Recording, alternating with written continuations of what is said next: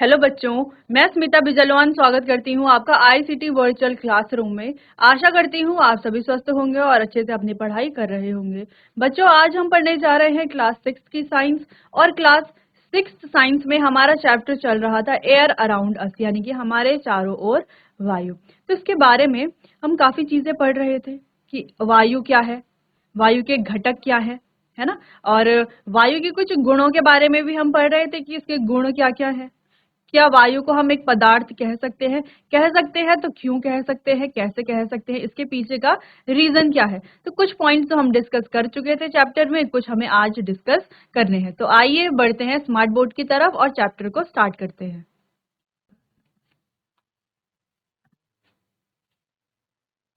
तो बच्चों, हम पढ़ रहे थे हमारे चारों ओर वायु। अब आप जानते हैं वायु हमारे चारों ओर मौजूद है ना। बिल्कुल मौजूद है। क्या आपको कैसे पता कि मौजूद है? क्या आप उसे देख पा रहे हो? देख तो नहीं पा रहे हो, है ना। तो आपको कैसे पता चलता है या हमें कैसे पता चलता है कि ये जो वायु है हमारे चारों ओर उपस्थित है और हमेशा उपस्थित रहती है। यानी कि ऐसा नहीं होता कि ऐसा है नहीं है कि वायु हमारे ओर आसपास या हमारे चारों ओर उपस्थित नहीं है। ठीक है, ऐसी कंडीशन कभी नहीं आती। तो कैसे पता चलता है कि वायु हमारे चारों ओर है और उपस्थित है और हमेशा होती है? कैसे पता चलता है? हम इसको फील कर सकते हैं, यानी कि महसूस कर सकते हैं। महसूस करके ही हमें पता चलता है वायु की उपस्थिति के बारे में, है ना।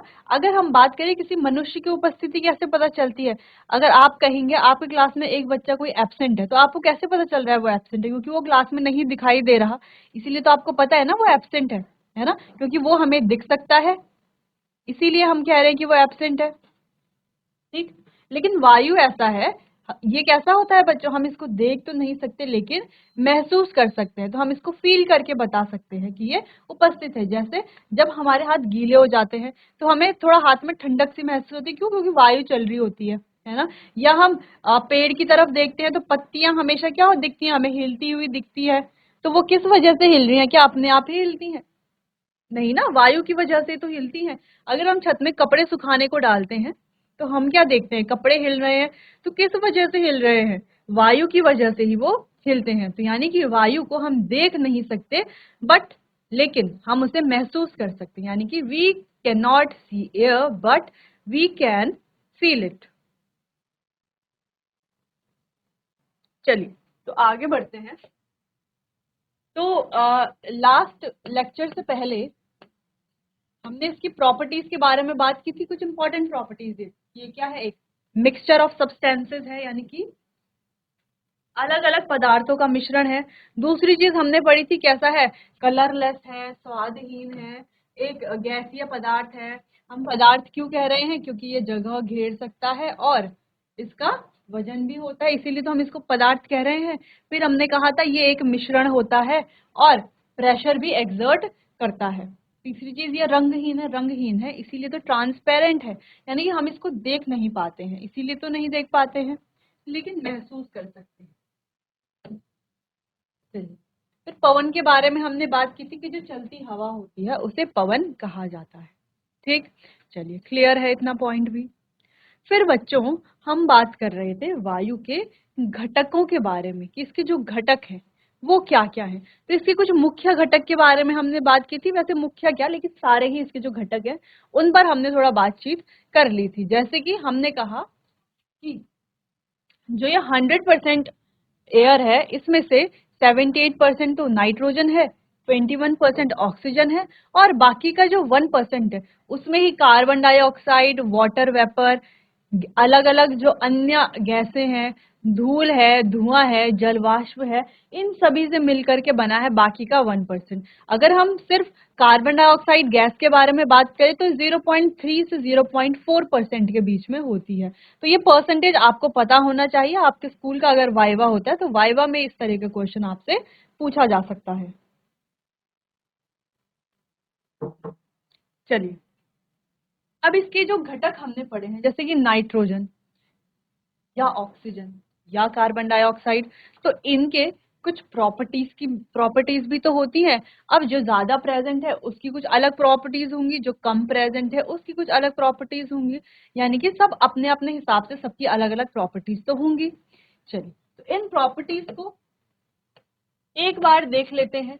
जैसे हमने नाइट्रोजन की प्रॉपर्टीज की बात की थी, तो ये कुछ प्रॉपर्टीज है नाइट्रोजन की जिसके बारे में हमने अपने लास्ट लेक्चर में बात की थी कि ये बर्निंग की प्रक्रिया में यानी कि दहन की प्रक्रिया में किसी प्रकार का कोई सहायता ये नहीं करती है। ठीक है, ब्रीथिंग की प्रोसेस के लिए यानी कि श्वसन की प्रक्रिया के लिए ये बिल्कुल भी एसेंशियल नहीं, यानी कि बिल्कुल भी आवश्यक नहीं है।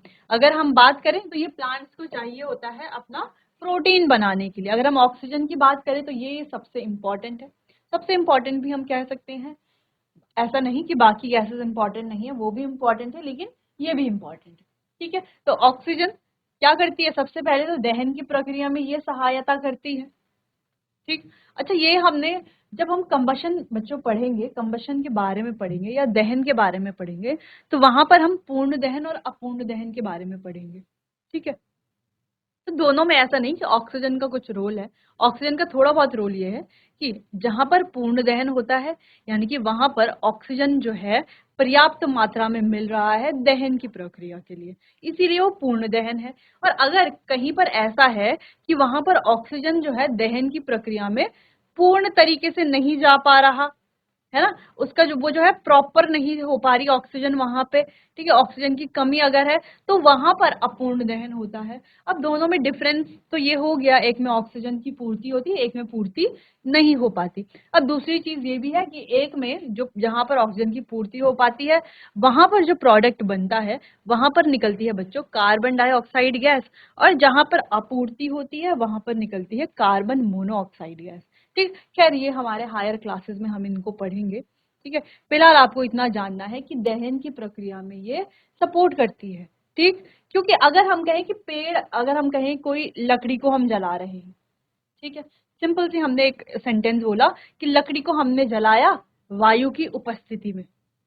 ठीक है, लेकिन अगर आपसे सवाल पूछ लिया जाए कि वायु की उपस्थिति में तो जलाया, ठीक है, लेकिन वायु का कौन सा घटक था जिसने सहायता की लकड़ी को जलने में, तो आप क्या कहेंगे, क्या आप नाइट्रोजन कहेंगे? बिल्कुल भी नहीं। अभी हमने नाइट्रोजन में पढ़ा है कि नाइट्रोजन बिल्कुल भी दहन की प्रक्रिया में कोई भी सहायता नहीं करता।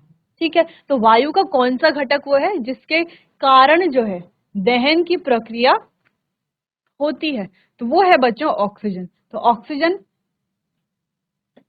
वायु का ऐसा घटक है जो कंबशन या दहन की प्रक्रिया में सहायता करता है। फिर नेक्स्ट बात तो हमें ये पता ही है कि ऑक्सीजन हमें रेस्पिरेशन के लिए चाहिए, और ये कैसा होता है, स्लाइटली सॉल्युबल भी होता है, यानी कि जल में जो है घुलनशील भी होता है, और हीट और इलेक्ट्रिसिटी का बैड कंडक्टर होता है। क्योंकि अगर हम देखें तो ऑक्सीजन क्या है, एक अधातु है। जैसे आपने साइंस में और चैप्टर्स जो मेटल्स और नॉन मेटल्स के बारे में है ना, जहां पर हमने सेपरेशन ऑफ सब्सटेंसेस में देखा, या हमने बच्चों ग्रुपिंग ऑफ सब्सटेंसेस वाला चैप्टर जो देखा था, वहां पर हमने क्या देखा था कि मेटल्स और नॉन मेटल्स, धातु और अधातु के बारे में हमने पढ़ा था।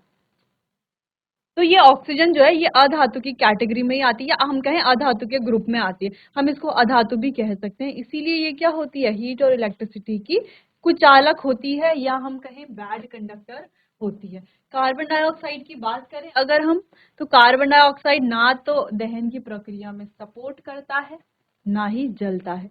ठीक है, तो जैसे कि नाइट्रोजन सपोर्ट नहीं करता था, वैसे ही कार्बन डाइऑक्साइड भी सपोर्ट नहीं करता। अगर हम इसकी कुल परसेंटेज की बात करें तो 0.03 से 0.04% के बीच में ये होता है।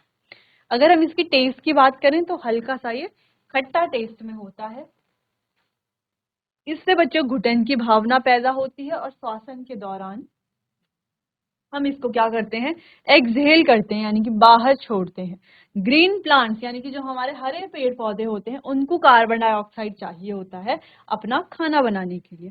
तो बगल में या साइड में किनारे में बच्चों हमने एक साइकिल बनाई है, जहां पर एक फ्लावर यानी कि एक प्लांट जो है वो क्या ले रहा है, कार्बन डाइऑक्साइड ले रहा है, अपना खाना बना रहा है, फोटोसिंथेसिस की प्रोसेस कर रहा है, और उसके बाद जो ये प्रोडक्ट की तरह यानी ये ऑक्सीजन गैस ये बाहर छोड़ रहा है, एज अ प्रोडक्ट हम कह सकते हैं। अब इसका ये जो प्रोडक्ट है ऑक्सीजन, इसको यूज कर रहे हैं ह्यूमन बीइंग्स, एनिमल्स, ठीक, और ये बाहर एक्सहेल कर रहे हैं कार्बन डाइऑक्साइड। अब यही कार्बन डाइऑक्साइड ये प्लांट्स यूज कर रहे हैं, ठीक।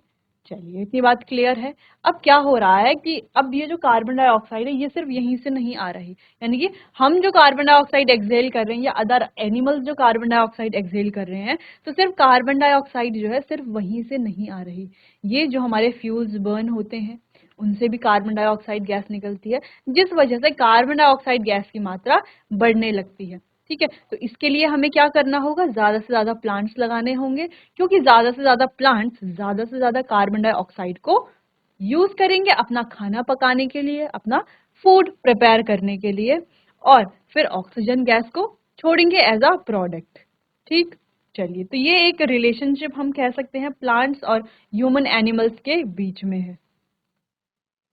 चलिए, तो इतनी बात क्लियर हो गई, कार्बन डाइऑक्साइड के भी सारे पॉइंट्स हमने यहाँ पर देख लिए हैं।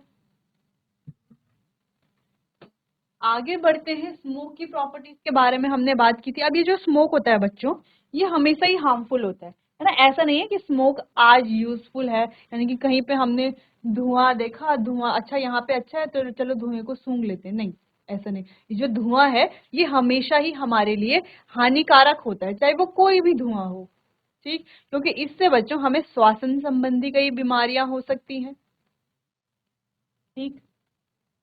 चलिए, अब दूसरी चीज है, ये जो फ्यूल्स, कोई भी फ्यूल जब हमें हमारे जलते हैं तो फ्यूल क्या बनाते हैं, स्मोक प्रोड्यूस करते हैं। तो ये तो हम जानते हैं, कोई भी फ्यूल हमारा जलेगा तो स्मोक प्रोड्यूस होगा ही होगा। अच्छा, कुछ फ्यूल्स ऐसे हैं जो स्मोक प्रोड्यूस नहीं करते। फ्यूल यानी कि एक सिंपल सी बात करते हैं, अगर हम फ्यूल कहें तो फ्यूल क्या होता है बच्चों, ईंधन होता है।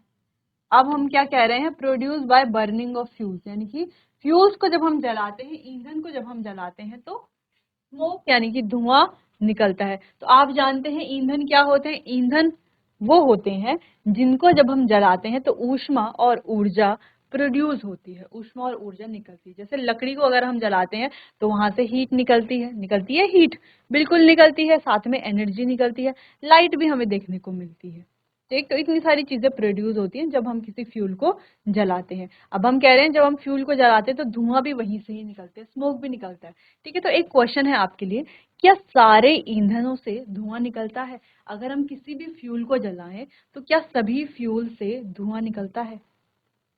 लगभग ज्यादातर जो फ्यूल्स हैं उनसे तो निकलता है, हमें पता है, तो क्या, लेकिन क्या सभी से निकलता है? सोचिए इस बारे में।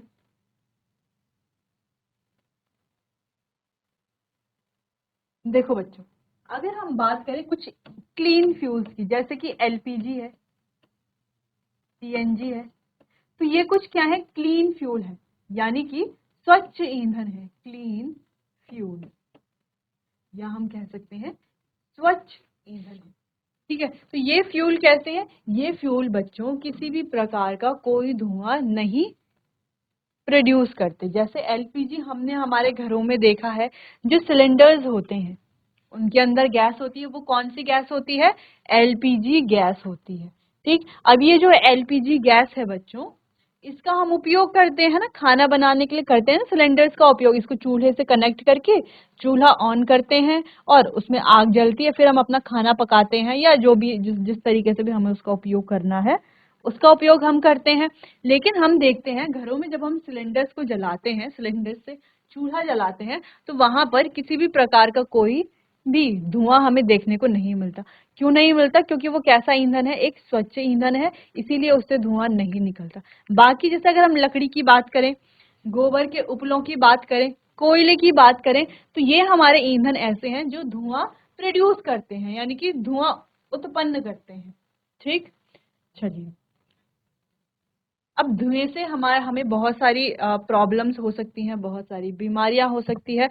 तो हमारे लिए क्या सही है कि हमें कैसा फ्यूल यूज करना चाहिए, क्या एक क्लीन फ्यूल यूज करना चाहिए या एक ऐसा फ्यूल जिससे धुआं प्रोड्यूस होता है? अब जब धुएं से सिर्फ हमारी प्रॉब्लम नहीं है ना कि धुआं है तो सिर्फ रेस्पिरेटरी डिजीज होंगे। देखो धुएं से बच्चों पॉल्यूशन होता है, यानी कि प्रदूषण बहुत होता है।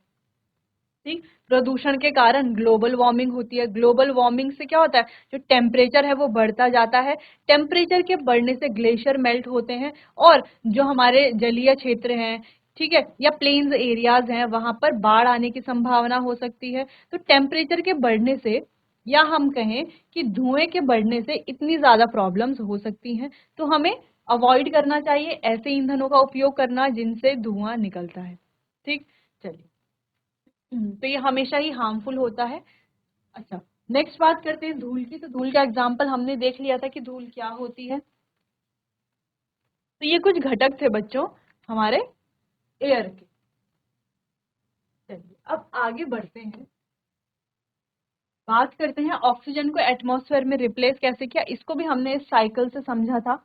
ठीक है, कि ये जो ऑक्सीजन है और कार्बन डाइऑक्साइड है, इसका ये जो बैलेंस है ये कैसे बना हुआ है हमारे एटमॉस्फेयर में। तो कैसे बना हुआ है, ये बना हुआ है प्लांट्स और एनिमल्स या ह्यूमंस के बीच के रिलेशनशिप की वजह से। ठीक, चलिए। तो जैसे कि हम यहाँ पर देख रहे हैं कि प्लांट क्या कर रहे हैं, कार्बन डाइऑक्साइड गैस को ले रहे हैं और कार्बन डाइऑक्साइड गैस से फोटोसिंथेसिस की मदद से, यानी कि सूर्य के प्रकाश की मदद से फोटोसिंथेसिस कर रहे हैं और फोटोसिंथेसिस से अपना भोजन बना रहे हैं। और बच्चों ऑक्सीजन गैस बाहर रिलीज कर रहे हैं या बाहर प्रोड्यूस करके बाहर छोड़ रहे हैं। अब यही ऑक्सीजन गैस हम ह्यूमन बींग्स क्या कर रहे हैं, यूज कर रहे हैं और क्या कर रहे हैं, कार्बन डाइऑक्साइड गैस को इनहेल कर रहे हैं। वही carbon dioxide gas plants use कर रहे हैं। तो इस तरीके से ये साइकिल चलती जाती है और एक बैलेंस जो है ऑक्सीजन का और कार्बन डाइऑक्साइड का मेंटेन होता रहता है। ठीक है, या मेंटेन ही रहता है हमारे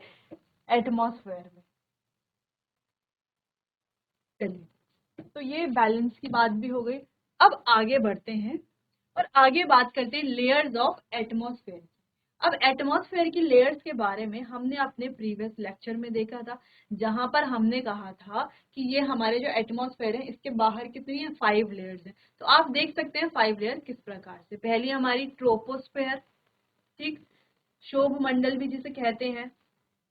फिर हमारी है स्ट्रेटोस्फेयर। अब ये जो स्ट्रेटोस्फेयर है ये ट्रोपोस्फेयर के बाद वाली लेयर है। ठीक, नेक्स्ट है हमारी मीजोस्फेयर, मध्यमंडल जिसे कहा जाता है। फिर है हमारी थर्मोस्फेयर, तापमंडल जिसे कहा जाता है। फिर है हमारी एक्सोस्फेयर, बाहरी मंडल जिसे कहा जाता है। ठीक, चलिए। तो ये तो हो गई हमारी 5 लेयर्स ऑफ एटमॉस्फेयर। अगर हम पहली लेयर की बात करें, ट्रोपोस्फेयर की बात करें, तो ये कैसी दिख रही है हमें, सबसे निचली लेयर है ना। हम कह सकते हैं कि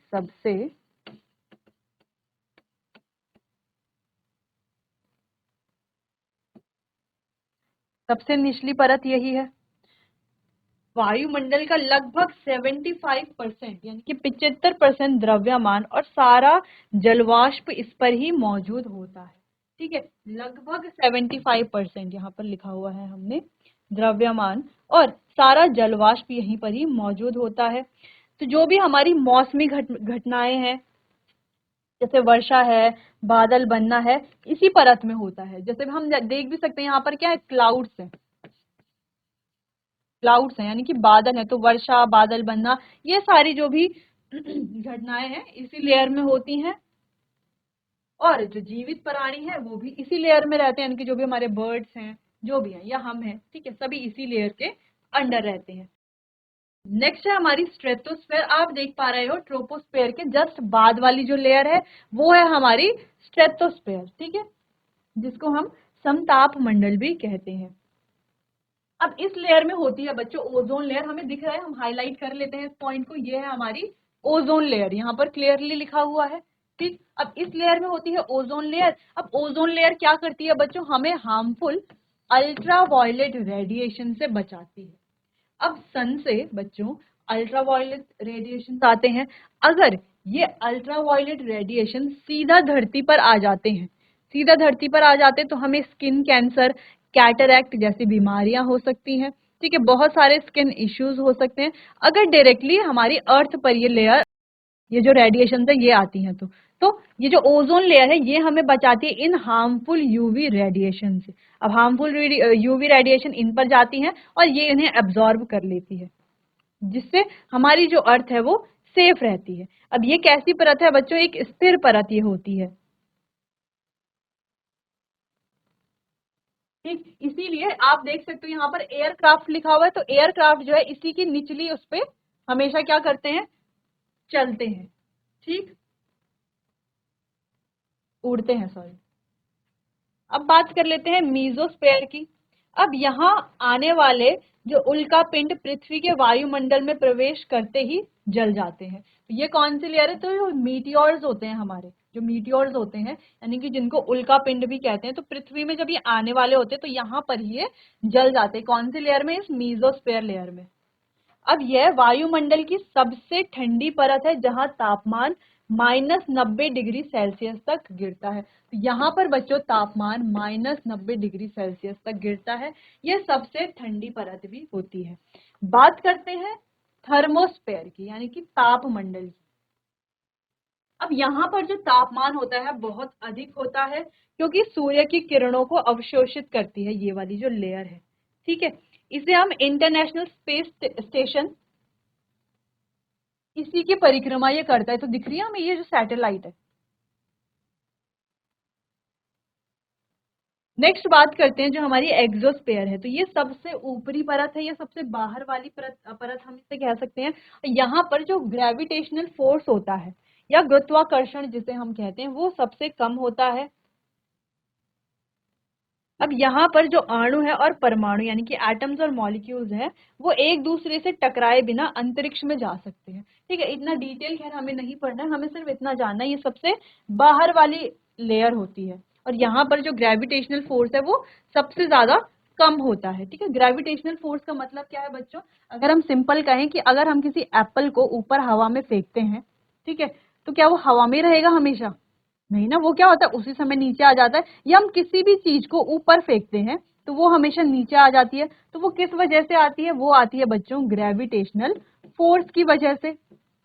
तो हम कह रहे हैं ये जो बाहर वाली लेयर है यहाँ पर ग्रेविटेशनल फोर्स सबसे ज्यादा कम होता है। और सबसे ज्यादा कहाँ तक होगा? ये जो लेयर्स है हमारे इनमें सबसे ज्यादा होगा। तो ये सारी हमारी एटमॉस्फेयर की लेयर्स हैं बच्चों, क्लियर है। अब बात कर लेते हैं विंड मिल के बारे में। अब विंड मिल जैसे कि हम देख भी पा रहे हैं, विंड मिल करता क्या है? Wind power into rotational energy by means of vanes called sails और ब्लेड्स। अच्छा, ये जो ये है इनको क्या कहते हैं? ये है इसकी सेल्स,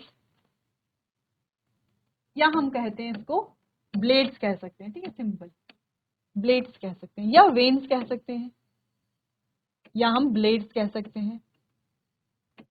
तो विंडमिल क्या है? एक ऐसा स्ट्रक्चर है जो क्या करता है? विंड की एनर्जी को यानी कि विंड पावर को रोटेशनल एनर्जी में बदल देता है, ठीक। अगला ये जो विंड है यानी कि पवन की अगर हम बात करें तो विंड की वजह से ये जो विंड मिल है वो रोटेट करता है। ऐसे नहीं कि हमने फूंक मारी और चलने लगेगा, ये नॉर्मल हवा में चलने लगेगा, नहीं। जब विंड आएगी तभी ये क्या करेगा? विंड मिल रोटेट करेगा, ठीक है। अब ये यूज कहाँ आता है? Draw water from tube wells. तो जो हमारी ट्यूबवेल्स होती हैं या आटा चक्की होती है उनको चलाने के लिए और ट्यूबवेल से पानी निकालने के लिए इसका उपयोग किया जाता है। साथ ही इसका उपयोग हम क्या कर सकते हैं? विद्युत के जनरेशन के लिए इसका उपयोग किया जाता है, ठीक है। तो इसको बच्चों विंड पंप भी कहते हैं या विंड टरबाइन भी कहते हैं। तो सिंपल सी बात समझ में आ गई, वायु का हम उपयोग कर सकते हैं। वायु से क्या कर सकते हैं हम? ये जो विंड मिल्स है, पवन चक्की जिसे कहा जाता है, इनको चलाया जा सकता है। चलेंगे कैसे? वायु की मदद से। ये वायु की एनर्जी को कन्वर्ट कर देंगे रोटेशनल एनर्जी में, ठीक है, जिससे कि हम ट्यूबवेल से पानी निकाल सकते हैं, आटा चक्की को चला सकते हैं, या हम बच्चों इलेक्ट्रिसिटी भी जनरेट कर सकते हैं। तो हम देख सकते हैं कि वायु हमारे कितने काम की है, कितनी यूजफुल हमारे लिए। तो यहाँ पर हमारा चैप्टर होता है खत्म।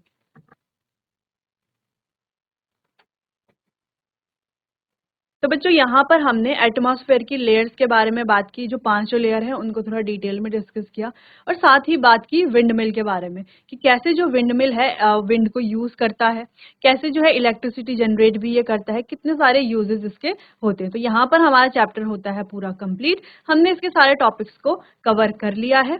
इसके बाद हम करेंगे इसके क्वेश्चन आंसर। तो बच्चों मिलते हैं अपने आने वाले अगले सेशन में, तब तक के लिए आपका बहुत बहुत धन्यवाद।